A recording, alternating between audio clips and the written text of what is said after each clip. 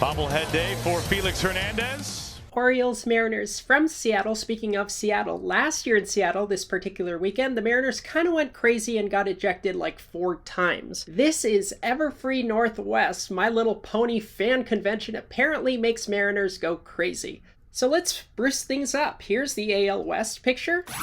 Dash is 6 games behind Applejack, but we'll see what happens today with Spike in town. Tied at 2, runners are on first and second in the 9th. He lost him. Servais sends his pitching coach out to tell the pitcher not to balk, whereas King Sombra Adam Beck is at third base looking for a balk. Adley Rutschman takes his sweet time, so the pitcher is stuck in stretch, can't come set yet, lest he be called for our favorite rule of all time, the Scherzer rule. When he finally does come set, however... Tied to the 9th inning, 1 out, 2 on, go ahead run in scoring position. They call a balk? They must have.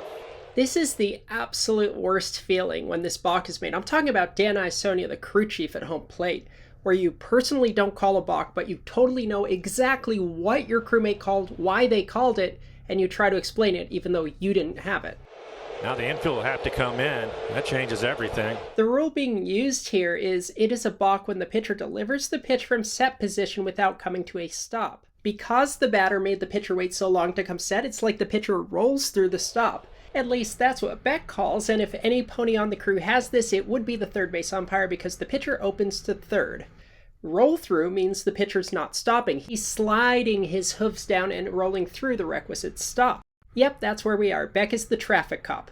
And although it may be a technically correct call, I really don't like it. But guess what? Even if I don't like the call, I think it's the worst thing I've seen today. The rulebook seems to support it, and if the rule supports the call, I can't say it's wrong, and neither can any pony else who is speaking from a rules point of view, even though I really don't like this call. He's trying to give him the business. Yeah. So Scott's getting his money's worth at this point. After Servais says, "What the buck are you doing, you phony pony full of baloney?"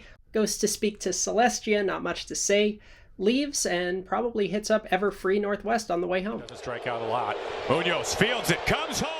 Oh, and because the runner advanced to third, a super weak dribbler then scores the go-ahead run. I do want to give Iasonia props for working this play beautifully, seeing the runner's hoof touch home plate barely before the tag. And the crowd goes wild!